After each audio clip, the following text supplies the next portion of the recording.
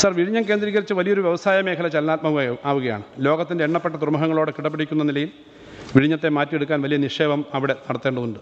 സർക്കാർ സ്വകാര്യ പങ്കാളിത്തത്തോടെയും സ്വകാര്യ മേഖല മാത്രമായും വികസനം സാധ്യമാക്കേണ്ടതുണ്ട്. ഇതിനുവേണ്ടി നിർമ്മാണങ്ങൾ നടത്തുകയും വേണം. ടൗൺഷിപ്പുകൾ, റെസിഡൻഷ്യൽ ഏരിയകൾ, വ്യവസായ കേന്ദ്രങ്ങൾ, സംഭരണശാലകൾ, വിനോദ കേന്ദ്രങ്ങൾ തുടങ്ങി വിപുലവും സമഗ്രവുമായ ഒരു ഹബ്ബാക്കി വിഴിഞ്ഞത്തെ മാറ്റുവാനാണ് സർക്കാർ ലക്ഷ്യമിടുന്നത്.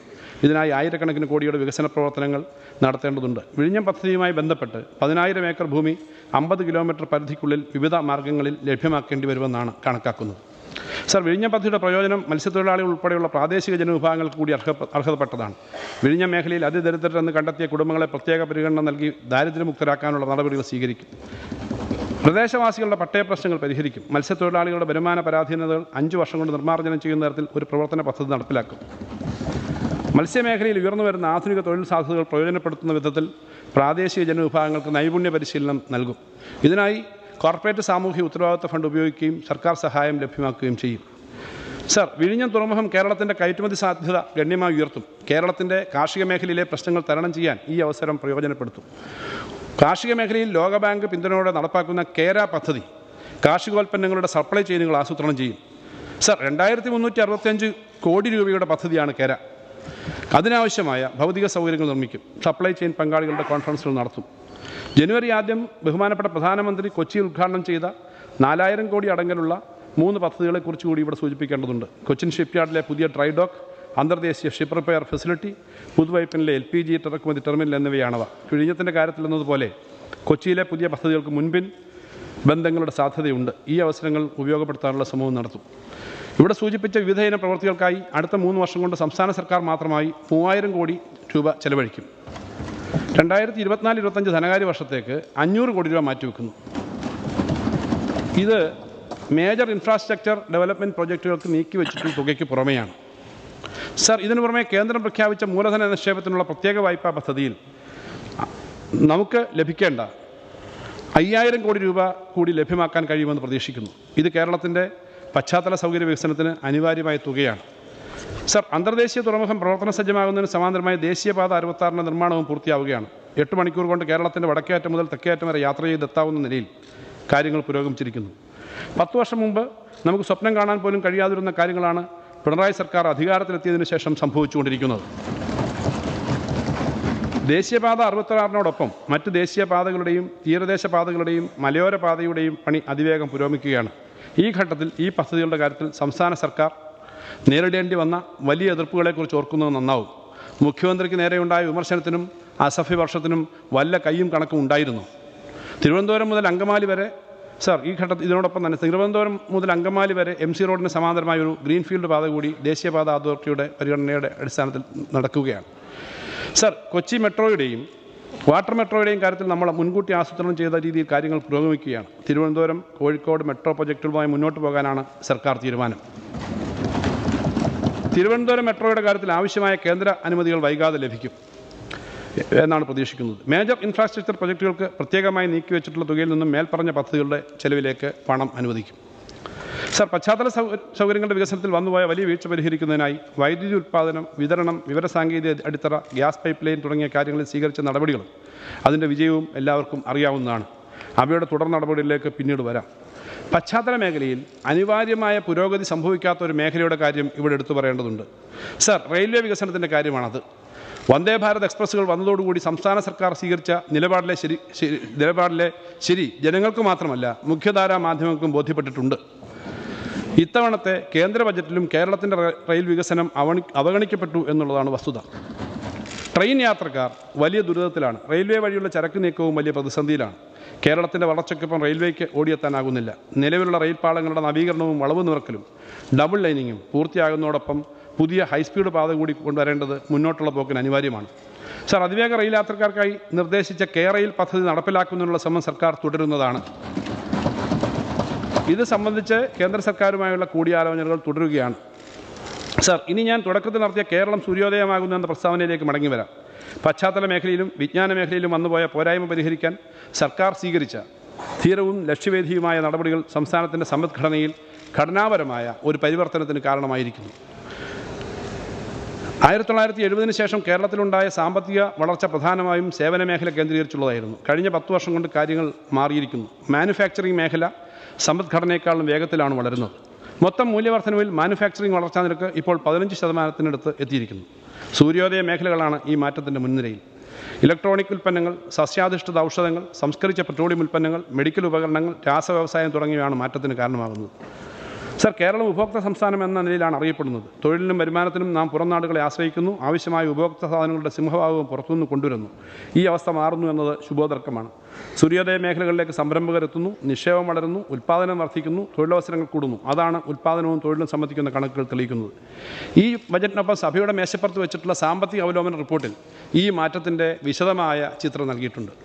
ഒരു ദശാബ്ദത്തിനുള്ളിൽ electronics, medical and dental instruments, ജലയാനങ്ങളുടെ നിർമ്മാണം തുടങ്ങിയ മേഖലകളിലെ തൊഴിലാളികളുടെ എണ്ണം ഇരട്ടിയിലധികം വർദ്ധിച്ചിരിക്കുന്നു. സർ, ഇതിനോടൊപ്പം ടൂറിസം, വിവരസാങ്കേതിക വിദ്യ, സ്റ്റാർട്ടപ്പുകൾ തുടങ്ങിയവ കൊണ്ടുവരുന്ന തൊഴിലവസരങ്ങളെയും നിക്ഷേപത്തെയും ഉൽപ്പാദനത്തെയും ചേർത്ത് കാണണം. വിനോദസഞ്ചാരം, ഐ ടി അധിഷ്ഠിത സേവനങ്ങൾ, സ്റ്റാർട്ടപ്പ് ഇക്കോസിസ്റ്റം എന്നിവ അക്ഷരാർത്ഥത്തിൽ നവകേരളത്തിൻ്റെ പതാകവാഹകരാണ്. കോവിഡ് പ്രതിസന്ധിയിൽ നിന്നും കരകയറിയ ടൂറിസം മേഖല വലിയ കുതിപ്പിലാണ്. ആഭ്യന്തര വിദേശ ടൂറിസ്റ്റുകളുടെ പ്രവാഹത്തെ ഉൾക്കൊള്ളാനുള്ള ശേഷി നിലവിലുള്ള ഭൗതിക സാഹചര്യങ്ങൾക്കില്ല. വലിയ വികസനത്തിനുള്ള സാധ്യതയാണ് ഈ രംഗത്തുള്ളത്. ഇതുതന്നെയാണ് വിവരസാങ്കേതിക വിദ്യയുടെ കാര്യത്തിലും കാണുന്നത്. സർക്കാർ നേരിട്ടും അല്ലാതെയും വലിയ തോതിൽ മുടക്കി സ്ഥലവും നിർമ്മിത ഇടവും വികസിപ്പിക്കുന്നുണ്ടെങ്കിലും എല്ലാ സംരംഭകരെയും ഉൾക്കൊള്ളാൻ കഴിയാത്ത നിലയാണുള്ളത്. ഈ രംഗത്ത് നമുക്ക് ഏറെ മുന്നോട്ട് പോകാൻ കഴിയുമെന്നർത്ഥം. സർ, ഈ മാറ്റങ്ങളുണ്ടായത് കേവലം യാദർച്ഛികമായല്ല. അവയുടെ പുറകിൽ മുൻ വർഷങ്ങളിലെ ബജറ്റ് പ്രഖ്യാപനങ്ങളുണ്ട്, കൃത്യമായ ആസൂത്രണമുണ്ട്, സർക്കാരിൻ്റെ നേതൃത്വവും രാഷ്ട്രീയ ഇച്ഛാശക്തിയുമുണ്ട്. സംസ്ഥാനത്തിൻ്റെ ലക്ഷ്യം നവകേരള സൃഷ്ടിയാണ്. സർ, 2024-25 ബജറ്റ് തയ്യാറാക്കുമ്പോൾ 2 തരത്തിലുള്ള അനിശ്ചിതത്വങ്ങൾ പരിഗണിക്കണം. ഒന്നാമത്തേത് അന്താരാഷ്ട്ര തലത്തിൽ നിലനിൽക്കുന്ന യുദ്ധത്തിൻ്റെയും ആഗോള സാമ്പത്തിക മാന്ദ്യത്തിൻ്റെയും അന്തരീക്ഷമാണ്. യുക്രൈനിലും പാലസ്തീനിലും നടക്കുന്ന യുദ്ധങ്ങൾ തീരുന്നില്ല എന്നത് മാത്രമല്ല, മറ്റു പ്രദേശങ്ങളിലേക്ക് പടരാനുള്ള ലക്ഷണം കാണിക്കുകയും ചെയ്യുന്നു. ഒപ്പം ലോകരാജ്യങ്ങൾക്കിടയിൽ വ്യാപകമായിക്കൊണ്ടിരിക്കുന്ന സാമ്പത്തിക മാന്ദ്യത്തിൻ്റെ ഭീഷണിയുണ്ട്. ഈ 2 ലോക സാഹചര്യങ്ങളിലും കൂടുതൽ രൂക്ഷമാകില്ല എന്ന പ്രതീക്ഷയാണ് ബജറ്റ് തയ്യാറാക്കുന്നത്. യുദ്ധവും മാന്ദ്യവും യുദ്ധവും മാന്ദ്യവും പുരോഗമിക്കുന്ന മുറയ്ക്ക് വഷളായാൽ അത് കേരളത്തെയും ബാധിക്കും. നമ്മുടെ കയറ്റുമതിയെയും കേരളത്തിൽ നിന്നുള്ള പ്രവാസികളെയും തീർച്ചയായും ബാധിക്കും. ആഗോള രംഗത്തെ അനിശ്ചിതത്വത്തെ നേരിടാൻ നമുക്ക് ആഭ്യന്തര ഉൽപ്പാദനത്തെയും ആഭ്യന്തര കമ്പോളത്തെയും കൂടുതലായി ആശ്രയിക്കേണ്ടി വരും. പ്രളയത്തെയും കോവിഡിനെയും നേരിട്ട അനുഭവത്തിൻ്റെ അടിസ്ഥാനത്തിൽ സമഗ്ര പരിപാടി തയ്യാറാക്കി കേരളം പ്രതിസന്ധികളെ അതിജീവിക്കും. സർ, രണ്ടാമത്തെ അനിശ്ചിതത്വം സംസ്ഥാനങ്ങളോട് പൊതുവെയും കേരളത്തോട് പ്രത്യേകിച്ചുമുള്ള കേന്ദ്രത്തിൻ്റെ അവഗണനയിൽ നിന്നും ഉണ്ടാകുന്നതാണ്. നടപ്പ് വർഷം 2023-24 ആണ് കേരളത്തോടുള്ള അവഗണന അതിൻ്റെ പാരമ്യത്തിലെത്തിയത്. സുപ്രീം കോടതിയിലെ നിയമപോരാട്ടവും കോടതിക്ക് പുറത്ത് നടത്തുന്ന രാഷ്ട്രീയ സമരവും കാര്യങ്ങൾ മെച്ചപ്പെടുത്തുമെന്നാണ് പ്രതീക്ഷിക്കുന്നത്. ലോക്സഭാ തെരഞ്ഞെടുപ്പ് കഴിഞ്ഞാൽ കേന്ദ്രത്തിൻ്റെ നിലപാടിൽ അയവ് വരുമെന്ന് പ്രവചിക്കുന്ന വിദഗ്ധന്മാരുണ്ട്. കാര്യങ്ങൾ മെച്ചപ്പെടുമെന്ന പ്രതീക്ഷയിലാണ് ബജറ്റ് തയ്യാറാക്കുന്നത്. അതല്ല ധനവ്യവസ്ഥയെ കൂടുതൽ കേന്ദ്രീകരിക്കുന്ന നടപടിയാണ് കേന്ദ്രം സ്വീകരിക്കുന്നതെങ്കിലോ കേരളത്തോടുള്ള അവഗണന തുടരുകയാണെങ്കിലോ തീർച്ചയായും നമുക്ക് ഒരു പ്ലാൻ ബിയെക്കുറിച്ച് ആ ഘട്ടത്തിൽ ആലോചിക്കേണ്ടി വരും. സംസ്ഥാനം ജനങ്ങൾക്ക് നൽകുന്ന ആനുകൂല്യങ്ങളിൽ ഒരു വെട്ടിക്കുറവും വരുത്താൻ നമ്മൾ തയ്യാറല്ല. വികസന പ്രവർത്തനങ്ങളിലും ഈ ഘട്ടത്തിൽ നമുക്ക് പുറകോട്ട് പോകാൻ കഴിയില്ല. സാർ, എന്ത് വില കൊടുത്തും വികസനക്ഷേമ പ്രവർത്തനങ്ങൾ തുടരും. പ്ലാൻ ബിയെക്കുറിച്ചുള്ള നിർദ്ദേശങ്ങളും ആലോചനകളും ഉണ്ടാകുന്നുണ്ട്. എന്തായാലും കേരള വികസന മാതൃകയുടെ നന്മകൾ നിലനിർത്തി മുന്നോട്ട് പോകാനുള്ള വഴി കണ്ടെത്തുക തന്നെ ചെയ്യും. സർ, വിശദമായ പ്രഖ്യാപനങ്ങളിലേക്ക് കടക്കുന്നതിന് മുമ്പ് സംസ്ഥാനത്തിൻ്റെ പൊതുധനസ്ഥിതി സംബന്ധിച്ച് പൊതുവായ ചില കാര്യങ്ങൾ സൂചിപ്പിക്കേണ്ടതുണ്ട്. ഭരണഘടനയുടെ ഫെഡറൽ തത്വങ്ങൾ ലംഘിച്ചുകൊണ്ട് കേന്ദ്രം നടത്തുന്ന അമിതമായ വിഭവ കേന്ദ്രീകരണവും കേരളത്തോട് കാണിക്കുന്ന വിവേചനവും ധനഞ്ഞെരുക്കത്തിന് കാരണമാകുന്നുവെന്ന് ഈ സഭയിൽ തന്നെ ബഹുമാനപ്പെട്ട മുഖ്യമന്ത്രിയും ധനമന്ത്രി എന്ന നിലയിൽ ഞാനും ആവർത്തിച്ച് വ്യക്തമാക്കിയിട്ടുണ്ട്. സർ, കേന്ദ്ര അവഗണനയുടെ യാഥാർത്ഥ്യം പ്രതിപക്ഷത്തിനും ചില മാധ്യമങ്ങൾക്കും ബോധ്യമാകാത്ത സാഹചര്യത്തിലാണ് നവകേരള സദസ്സിൽ ജനങ്ങളോട് കാര്യങ്ങൾ തുറന്നു പറയാൻ സർക്കാർ തയ്യാറായത്. ഇപ്പോൾ കേന്ദ്രത്തിൻ്റെ ഭാഗത്തു നിന്നും ന്യായീകരിക്കാനാവാത്ത അവഗണന ഉണ്ട് എന്ന് എല്ലാവരും അംഗീകരിക്കുന്ന നിലയുണ്ട്. സംസ്ഥാന സർക്കാരിനെ വിമർശിക്കുന്ന സാമ്പത്തിക വിദഗ്ധർ പോലും കേന്ദ്ര അവഗണനയുണ്ട് എന്ന് അംഗീകരിക്കുന്നു. കേന്ദ്രത്തിനെതിരായ സമരത്തിൽ ഞങ്ങളോടൊപ്പം ചേരാൻ തയ്യാറല്ലെങ്കിലും ഇപ്പോൾ പ്രതിപക്ഷവും അവഗണനയുണ്ട് എന്ന് സമ്മതിക്കുന്നുണ്ട്. ഇത് സ്വാഗതാർഹമാണ്. വൈകിയാണെങ്കിലും കേരളത്തോടുള്ള അവഗണന പാർലമെൻറ്റിൽ ഉന്നയിക്കുമെന്നും പ്രതിപക്ഷം പറയുന്നുണ്ട്. സർ, ഇത് ജനങ്ങളെയാകെ ബാധിക്കുന്ന പ്രശ്നമാണെന്ന് കണ്ട് കേന്ദ്ര അവഗണനയ്ക്കെതിരെ സമരം ചെയ്യാൻ സ്വന്തം നിലയ്ക്കാണെങ്കിലും പ്രതിപക്ഷവും തയ്യാറാകണം എന്ന് അഭ്യർത്ഥിക്കുകയാണ്. സർ, സാമ്പത്തിക ബുദ്ധിമുട്ടുണ്ടെന്ന സർക്കാരിൻ്റെ പ്രസ്താവനയുടെ മറവിൽ കേരളത്തിലൊന്നും നടക്കുന്നില്ല, സംസ്ഥാനം പാപ്പരായിപ്പോയി, ട്രഷറിയിൽ പൂച്ചപറ്റി കിടക്കുന്നു എന്നൊക്കെയുള്ള പ്രചരണം ദുരുപദിഷ്ടമാണ് എന്നത് ആവർത്തിച്ച് പറയേണ്ടതാണ്. സർ, ട്രഷറി മുഴുവൻ സമയവും പ്രവർത്തന സജീവവുമാണ്. ട്രഷറിയുടെ പ്രവർത്തന നിരതയുടെ അളവുകോൽ എന്താണ്? സാധാരണഗതിയിൽ വരവും ചെലവും നല്ല രീതിയിൽ വർദ്ധിക്കുന്നുണ്ടോ എന്നല്ലേ നോക്കേണ്ടത്. വരവിലും ചെലവിലും എല്ലാ പൂർവ്വകാല റെക്കോർഡുകളെയും തകർത്തുകൊണ്ടാണ് ട്രഷറി പ്രവർത്തിക്കുന്നത്. 2020-21 സംസ്ഥാനത്തിൻ്റെ മൊത്തം ചെലവ് 1,38,884 കോടി രൂപയായിരുന്നു. 22-23 അത് 1,58,738 കോടി രൂപയായി ഉയർന്നു. ഈ വർഷം അവസാനമാകുമ്പോഴേക്കും അത് 1,68,407 കോടി രൂപയായി ഉയരുമെന്ന് കണക്കാക്കുന്നു. ഏകദേശം 30,000 കോടി രൂപയുടെ വർധനവാണ് 3 വർഷത്തിനിടയിൽ ഉണ്ടായിരിക്കുന്നത്. ന്യായമായ ഒരു ചെലവും വെട്ടിക്കുറയ്ക്കാൻ സർക്കാർ തയ്യാറായിട്ടില്ല. വികസനക്ഷേമ ചെലവുകൾ നടത്താതിരുന്നാൽ ഒരു ധനപ്രതിസന്ധിയും ഉണ്ടാകില്ല. അങ്ങനെയാണ് പല സംസ്ഥാനങ്ങളും ചെയ്യുന്നത്. കേരള സർക്കാരിൻ്റെ സമീപനം ചെലവ് ഉത്തരവാദിത്തങ്ങളിൽ നിന്നും ഒളിച്ചോടലല്ല സർ. ഇത് പറയുമ്പോൾ സർക്കാർ പണം ദൂർത്തടിക്കുകയാണെന്നും ഉള്ള വിമർശനം ഉന്നയിക്കുവാൻ പ്രതിപക്ഷം തയ്യാറായേക്കും. ഞങ്ങൾ ഇക്കാര്യത്തിലുള്ള ഒരു തുറന്ന ചർച്ചയ്ക്ക് തയ്യാറാണ്. മന്ത്രിമാരുടെ എണ്ണം, ചെലവ്, വിദേശയാത്ര എന്നിവയെല്ലാം UDF കാലവുമായോ മറ്റ് സംസ്ഥാനങ്ങളുമായോ താരതമ്യം ചെയ്ത് നമുക്ക് പരിശോധിക്കാം. അത്തരം ആരോപണങ്ങൾക്കൊന്നും യാതൊരു അടിസ്ഥാനവുമില്ല എന്ന് മാത്രമേ പറയുന്നുള്ളൂ. റിസർവ് ബാങ്ക് റിപ്പോർട്ടുകൾ തന്നെ കേരളം ധനദ്രവീകരണത്തിൻ്റെ പാതയിലാണെന്നും റവന്യൂ കമ്മിയും ധനക്കമ്മിയും കടവും കുറച്ചുകൊണ്ടിരുന്നതിൽ വിജയിച്ചു എന്നും ചൂണ്ടിക്കാണിച്ചിട്ടുണ്ട്. അക്കൗണ്ടന്റ് ജനറലിൻ്റെ കണക്കുകളും ഇത് സാക്ഷ്യപ്പെടുത്തുന്നു. ഇനി നികുതിയേതര വരവിലേക്ക് വന്നാലോ, മുൻകാല റെക്കോർഡുകളെ ഭേദിക്കുന്ന തനത് വരുമാന വളർച്ചയാണ് സംസ്ഥാനത്തുണ്ടാകുന്നത്. 2020-21 നമ്മുടെ തനത് നികുതി വരുമാനം 47,661 കോടി രൂപയാണ്. 2021-22 58,350 2022-23 71,968 കോടി രൂപയായും അത് ഉയർന്നു. നടപ്പ് വർഷം അവസാനത്തിൽ ഇത് 78,000 കോടി രൂപയിലധികമായി വർദ്ധിക്കുമെന്നാണ് പ്രതീക്ഷിക്കുന്നത്. സർ, അടുത്ത ധനകാര്യ വർഷം അവസാനിക്കുമ്പോഴേക്കും 2020-21 അപേക്ഷിച്ച് കേരളത്തിലെ തനതു നികുതി വരുമാനം ഏകദേശം ഇരട്ടിയാകുമെന്നത് നിസ്തർക്കമാണ്. കേവലം 4 വർഷക്കാലം കൊണ്ട് നികുതി വരുമാനം ഇരട്ടിയാക്കുക എന്ന് പറഞ്ഞാൽ അത് സ്വപ്നതുല്യമായ നേട്ടമാണ് എന്നല്ലേ കാണേണ്ടത്. നികുതി വകുപ്പിലെ ഉദ്യോഗസ്ഥരെ ഈ അവസരത്തിൽ അഭിനന്ദിക്കുകയാണ്. എന്നാൽ നികുതി വരുമാനം ഇനി ഉയർത്താൻ കഴിയുമെന്നാണ് സർക്കാരിൻ്റെ അഭിപ്രായം. IGST സെറ്റിൽമെൻറ്റിൻ്റെ കാര്യത്തിൽ കേന്ദ്ര സർക്കാർ തലത്തിലെ സാങ്കേതിക പിഴവുകളുമായി ബന്ധപ്പെട്ട പ്രശ്നങ്ങൾ പരിഹരിക്കുന്ന അടക്കമുള്ള കാര്യങ്ങൾ ചെയ്താൽ നികുതി വരുമാനം ഇനിയും വർദ്ധിപ്പിക്കാനാവും. സർ, തനത് നികുതി പിരിവിൽ ഇത്രയധികം വർധനയുണ്ടായെങ്കിൽ പിന്നെ എന്തുകൊണ്ടാണ് ധനപ്രതിസന്ധി? കേന്ദ്രം പിരിച്ചെടുക്കുന്ന നികുതിയിൽ നിന്നും കേരളത്തിന് അവകാശപ്പെട്ട നികുതി വിഹിതം കൂടി ഉൾപ്പെടുന്നതാണ് നമ്മുടെ ആകെ നികുതി വരുമാനം. റിസർവ് ബാങ്ക് ഓഫ് ഇന്ത്യയുടെ സ്റ്റേറ്റ് ഫൈനാൻസസ് റിപ്പോർട്ടിൽ അതിൻ്റെ കണക്കുകൾ കൊടുത്തിട്ടുണ്ട്. 2021-23 കണക്കനുസരിച്ച് 65 രൂപ സംസ്ഥാനം പിരിച്ചെടുത്താൽ 35 രൂപ കേന്ദ്രം തരും എന്നതാണ് ദേശീയ ശരാശരി. പക്ഷേ കേരളം 79 രൂപ തനത് നികുതി വരുമാനം പിരിച്ചെടുക്കുമ്പോൾ കേന്ദ്രം തരുന്നത് 21 രൂപയാണ്. അതായത് 100-ൽ 21 രൂപ മാത്രമാണ് ഏറ്റവും ഒടുവിലത്തെ കണക്കുകൾ അനുസരിച്ച് കേന്ദ്രത്തിൻ്റെ സംഭാവന. സർ, ഉത്തർപ്രദേശിന് ഇത് 100-ൽ 46 രൂപ കേന്ദ്രം നൽകുന്നു. ബീഹാറിന് 100-ൽ 70 രൂപ കേന്ദ്രം നൽകുന്നു. കേരളീയരോടുള്ള കേന്ദ്ര അവഗണനയ്ക്ക് RBI കണക്കുകളേക്കാൾ മെച്ചപ്പെട്ട തെളിവ് വേണോ? സർ, കേന്ദ്രം പിരിച്ചെടുത്ത് സംസ്ഥാനങ്ങൾക്ക് വീതം വെച്ച് നൽകുന്ന നികുതിയുടെ ഡിവിസിബിൾ പൂളിലെ കേരളത്തിൻ്റെ ഓഹരി 10ാം ധനകാര്യ കമ്മീഷൻ കാലത്ത് 3.87% അത് 14ാം ധനകാര്യ കമ്മീഷനിൽ 2.5% 15ാം കമ്മീഷൻ്റെ ശുപാർശയിൽ 1.92% കുറഞ്ഞു. ഇതിൻ്റെ ഫലമായി 10,000 കോടി രൂപ കേരളത്തിന് നഷ്ടമായ കാര്യം ഇപ്പോൾ നാട്ടിലെല്ലാവർക്കും അറിയാം.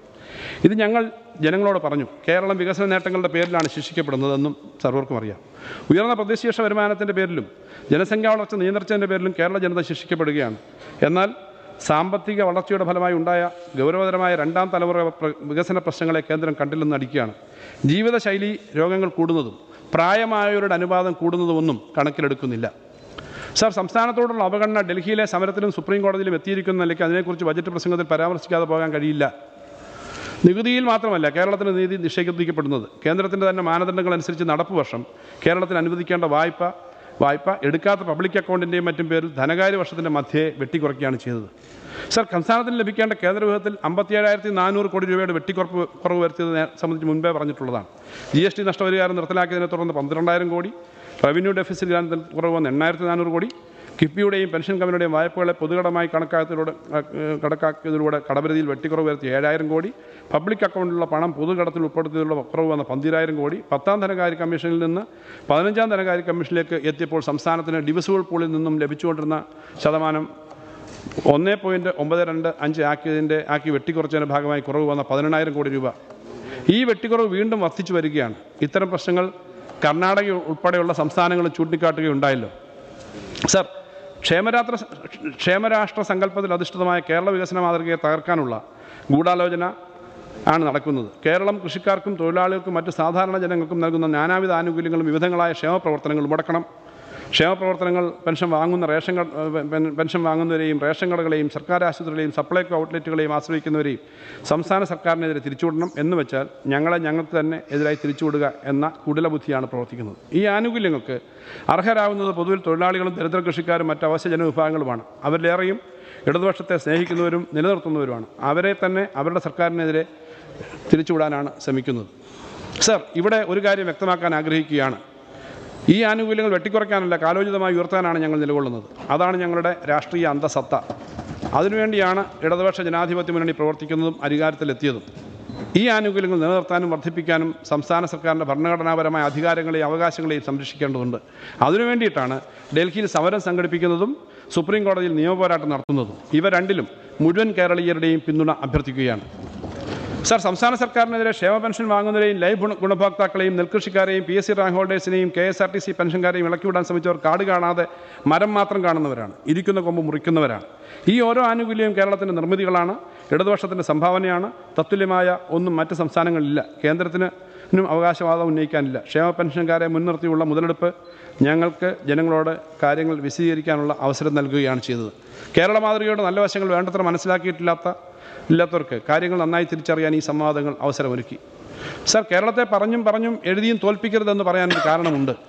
കേരളം അതിതീവ്ര തൊഴിലാളി സമരങ്ങളുടെ ഒരു നാടാണെന്ന പ്രചരണം ഒരു കാലത്ത് ശക്തമായിരുന്നു.